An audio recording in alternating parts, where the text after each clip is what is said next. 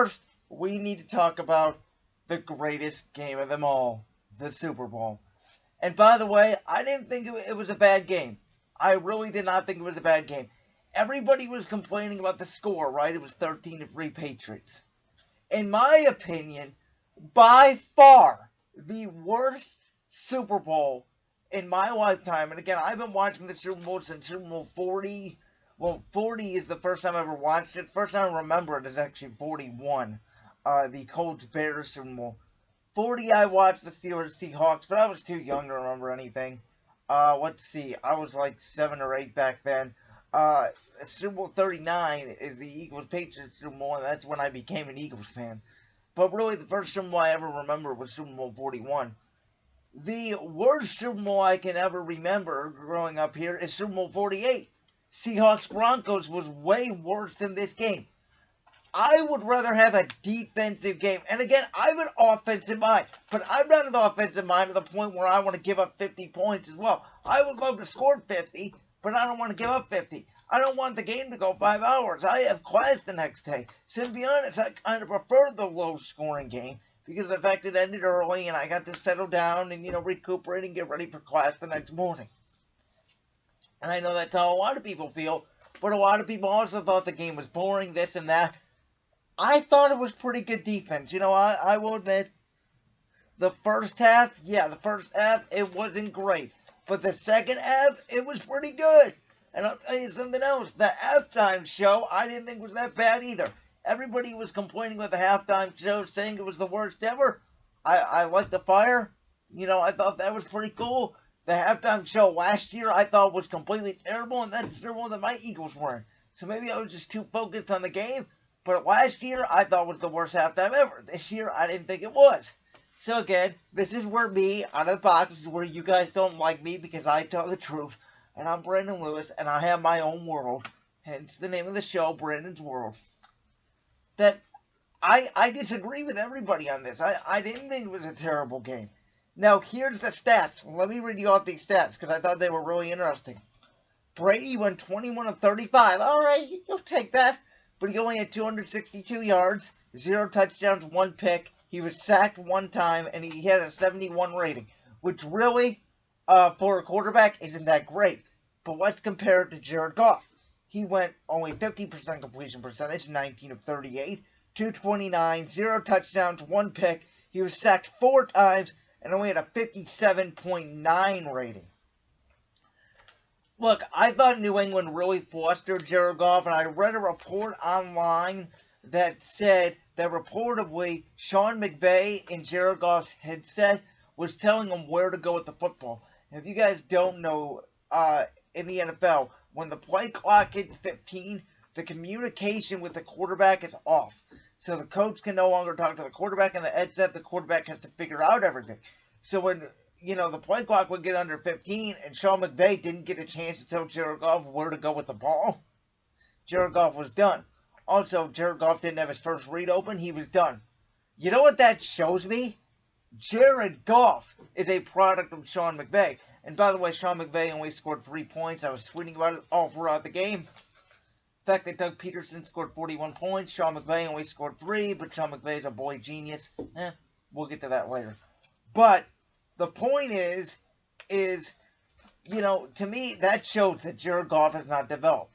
That, to me, shows that Jeff Fisher is still in Jared Goff a little bit. That, to me, shows the Rams don't coach Jared Goff, that Sean McVay is basically the quarterback telling Jared Goff where to go. I'll tell you guys this right now. If that's Baker Mayfield in a couple years, Browns are in trouble. If Freddie Kitchens is telling Baker Mayfield where to go with the ball and Baker can't figure it out, you're in trouble. If I was a coach, as the year goes on, I'm always giving the quarterback more plays. Year 1, you put him on the wristband and, you tell him where to go, stuff like that. By year 2, though, by last year, and I get first year new system, but he was still a second-year quarterback. Jared Goff should have been able to make audibles. He should have been able to know the playbook. You should have been able to give him 2 or 3 play calls at a time, and he should be able to know to come off his first read. I always say it's very simple to come off your first read. I always make your first read a go route, to be honest, because you should have a go route on every play. Here's why. If it's too high safety, If the safety comes down, you know exactly where you're going with the football. If it's one high safety, you know you can throw it to the outside. Question is, which outside? And that's where play design comes in. I thought the Rams' play designs were awful. They had some guys open, but Jared Goff couldn't come off that first read. That to me shows he's not being coached. He's being told what to do. By the way, does everybody remember Todd Gurley? That great running back? Remember, we all have to pay for running backs. Yeah, Todd Gurley, 10 carries for 35 yards. C.J. Anderson, 7 carries for 22 yards. Folks, I said it last week. You can find a running back off the street. If there is a hole wide open, you run through it. It's the easiest position in football. It's the hardest to play because you're taking a beating. But if you can take the beating, if there's no holes, you can't make a run. Now, the special ones can, obviously, like Saquon Barkley and Marshall Faulk. But that's just special ability. Le'Veon Bell, maybe you can throw in there too. But these power backs, you know, like Garrett Blount, one of my favorite backs in the NFL. Marshawn Lynch, another one of my favorite backs in the NFL. They're power backs, but they can't make people miss. When there's not a hole, they struggle. When there's a huge hole, they do really well. It's science, guys. It's simple math. If I'm the Rams, and, you know, I texted my brother this, and I texted my best friend this, they thought I was crazy. I said, if I'm the Rams, I offer the Jets the number 3 pick for Todd Gurley, because I think the Jets will take it. The Jets think Sam Darnold is a franchise quarterback, which he might be, but, you know, depending on your version of a franchise quarterback. The Jets, they're stupid enough to think, oh, you know, Todd Gurley, Sam Darnold, we can go to the moon. We can top New England. And they're not going to. Because Adam Gase is one of these coaches that will not know how to use Todd Gurley. But if I'm the Rams, I try it. And with that 3rd overall pick, I get a pass rusher. I re-sign C.J. Anderson. Maybe get another back. You know, just use a committee of running backs. And get a huge pass rusher. And now I go for broke again. Because I want to say this stat here. Aaron Donald, in my opinion, had a terrible game. Okay? Aaron Donald only had 1 QB hit. And that's basically it. That's all Aaron Donald had. And Ndamukong Suh, 2 tackles, 1 QB hit. You're not going to beat the Patriots that way. Especially in a defensive game and you only get that, that's a problem. Now, let me go back to New England's running game. Remember those 2 big forces inside Aaron Donald and Ndamukong Suh? Fletcher Cox and Timmy Jernigan did a better job last year because New England ran the ball, let's see, for over 100 yards. See, what's 94 and 43? 104, 114, 137. So between Michelle and Burkhead, they got 137? Yeah. So, you know, Burkhead had 7 carries and 43 yards. Michelle had 18 carries for 94 yards and a touchdown. I really thought, I don't know what this big deal is about Julian Edelman being MVP. Oh, I know, I shouldn't say that because he went to Kent State. He didn't deserve the MVP. It didn't matter if he went to Alabama. He didn't deserve the MVP. Oh, he caught 10 balls for 141 yards on 12 targets. He didn't score. And he didn't do much in the second half. Most of what he did was in the first half. Sony Michel's the one that scored the touchdown. And let's be real, Stephon Gilmore to me saved the day. Gilmore had 5 tackles. By the way, they were all solo tackles. 3 passes defended and the key interception, which the Patriots played cover 0 on the play because they knew that Jared Goff couldn't handle it. They were setting up for it the whole game. So I don't understand this. Oh, Julian Edelman, Super Bowl MVP. We're so proud of him. He didn't deserve it, folks. I'm sorry. Julian Edelman didn't deserve it. It's like, to me, Deion Branch didn't deserve Super Bowl 39 against the Eagles. Tom Brady did. Look, if Todd Gurley in this game went 30 carries for 150 yards, but didn't score, and the Rams won, do you think Gurley would be MVP? No, Jared Goff would probably be MVP because he threw the touchdown pass. Or let's say, for example, let's say Brandon Cooks. He had 8 catches for 120 yards on 13 targets. If the Rams win the game, do you think Brandon Cooks is MVP? Actually, probably, because he's the only one that actually showed up. But regardless, for New England, other guys showed up. Michelle, Gilmore showed up. And they won the game for the Patriots. Not Julian Edelman. I got one more last thing to say about this, okay? The Rams are overrated. The Rams might be the next Jacksonville Jaguars. The Rams spent all this money. I already told you. On interior linemen and Ndamukong Suh. They had Aaron Donald. They went out, they got Dante Fowler. They have Corey Liddington. They went out, they got these corners. Marcus Peters, Aqib Talib. Yeah, their offense didn't score. But New England just ran the ball down their throat like I told you they would. The Rams, they stepped up a little bit. But they didn't do a good enough job. They needed to pitch New England a shutout. Because the way the game was going, their defense didn't play that well. New England just had some self-inflicted wounds. The interception Brady threw, and I don't know why nobody's breaking this down. They're all Brady threw it in the zone. That's why it was an interception. No. He threw it too late. That's why it was an interception. I think it was Hogan he was throwing to. He was open for a second.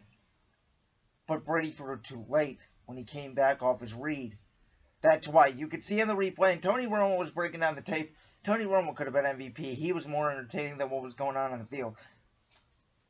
But, Brady threw it just a little bit too late, and that's why it got intercepted. See, I have a football mind. I'm a football fan, but I'm also a football mind. There's a lot of people in this world who watch football just because they're fans. They don't understand what zone coverage is. They don't understand what man coverage is. They don't understand what 11 personnel is. They don't understand what 12 personnel is. They don't understand what 22 man is. They don't understand what cover 3 is. They don't understand what cover 4 is.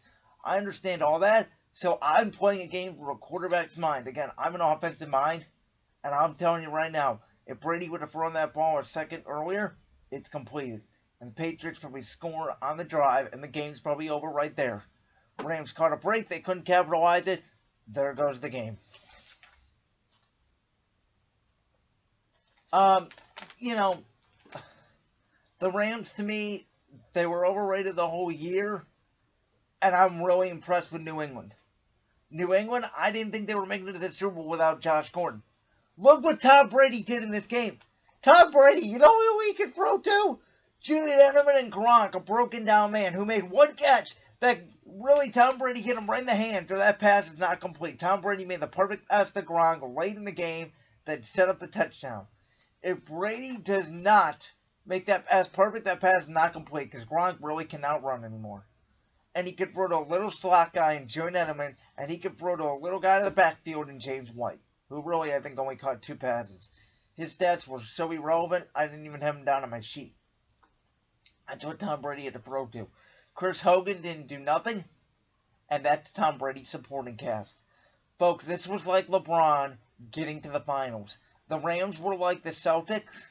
Problem is there's no Warriors in the NBA, or in the NFL, excuse me. But if there was, Tom Brady would lose. But that was like LeBron-esque right there, bringing that terrible Cavs team to the finals last year. That was what Tom Brady did this time around in the Super Bowl.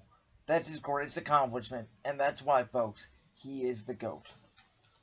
When we come back on blacksquirrelradio.com, I'm going to wrap this up, and then we're going to dive right into the NBA trade deadline. We'll see you guys in 30 seconds.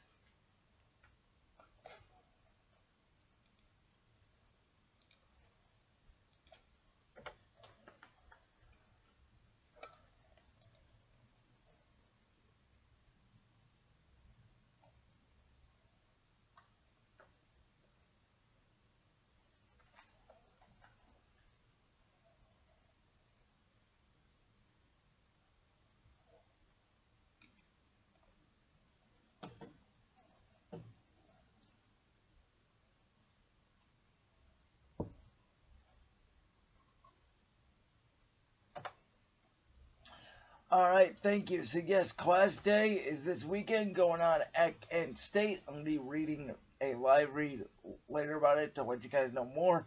But yes, Class Day is this weekend at Kent State, so please come by. But yeah, folks, I just don't get the hate on Tom Brady. I really don't. I said it when he won Super Bowl 51. That was the greatest performance I've ever seen. I was watching the game with my dad, and when it was 28-3, I turned to my dad and I said, he's going to come back and win this game. This game's not over. And I was right, because I knew what I was witnessing. Now, everybody wants to give the credit this game to Bill Belichick. You know what I've come to realize with the Patriots dynasty? It's not Bill Belichick. It's not Tom Brady. It's both of them. That's what you have to accept. Last year, Bill Belichick brought down Tom Brady.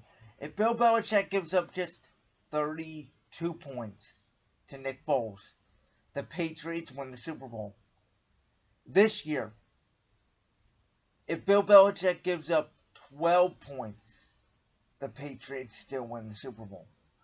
You see that difference between 32 and 12? That's a 20-point difference. So last year, Brady was able to keep up with Belichick, just not enough. This year, Brady gave Belichick just enough, and Belichick took care of the rest. So last year, Brady really depended on Belichick to get just one stop, because I'm on a roll. This year, Belichick depended on Brady. Belichick saying, just score once, because I can shut him down. Folks, it's a working relationship where Bill Belichick, everybody says he coaches the offense side of the ball too. I really don't believe that. By the way, I really don't believe that Brian Flores is the defensive play caller. We've seen this in Matt Patricia. He make all the plays, but I think Belichick tells him what to call. I don't know how successful he's going to be in Miami. But the fact of the matter is New England shut down that Rams offense. And I told you last week, I said the Rams, when they run that jet sweep, 95% of the time it's a run up the middle. Bill Belichick figured that out by watching film. I don't know if the Cowboys and Saints didn't watch film. They couldn't stop that jet sweep up the middle. They ran it one time to the wide receiver and one time off play action. That's all they do once a game. The rest of the times, it's always a run right up the middle to the running back. And again, if you watch film, you will realize the Rams were flawed. I thought New England's defense was really flawed. That's why I thought it was a high-scoring game. But my dad called me on Super Bowl Sunday, and he said, Brandon, Patriots are going to blow them out. The Rams aren't that good. And when he said that, the more I thought, it was more of a possibility, to be honest. Because the only reason why I thought the Rams were going to be in the game is because I thought New England's defense was abysmal. They were worse than last year against Nick Foles, and if Sean McVay was this great offensive genius, I thought Jared Goff was going to be able to light them up. But we all know what Belichick does, right? He takes away your best weapon. He takes away your number one read. Well, now that we know that Jared Goff can't read past his number one read, if we would have known that before, I would have said the Rams get shut out. They should have got 6 points. They only got 3. No, I gave you Brandon Cooks dropped the ball in the end zone, which is a great hustle play by Jason McCourty. I gave you the ball on the sideline that if he caught it would have been a touchdown. If you guys know that one I'm talking about, probably. But, I mean, New England just played great defense, and Jared Goff looked like a deer in headlights. Jared Goff is not better than Carson Wentz. Now, I don't even know if Jared Goff's better than Dak Prescott in his own class. Because as much as I hate on Dak Prescott, the one thing I will say about Dak Prescott, he can win games. He won 3 of them with just Ezekiel Elliott. The Rams, with all that talent, I guarantee you, could not win a game if they were to face a defense like New England's every single week. Because, from what I saw, if you take away Jared Goff's number one weapon, he's off. At least Dak Prescott can scan the field. I'm sorry. Yes, I just made that claim. Dak Prescott is now officially better than Jared Goff. Carson Wentz still the top of the 2016 class, but Rams. And Jared Goff's not a bust. He's just, for a number one pick, in my opinion, not worth it. Hey guys, this is Brandon Lewis from Brandon's World here. Make sure you leave a like and comment right down below. And make sure you check out the show every Saturday from 10 to noon on blacksquirrelradio.com, the Tune app, or right here on the YouTube channel. Thanks, and you guys already know. See ya! It's out of here. It's Brandon's World.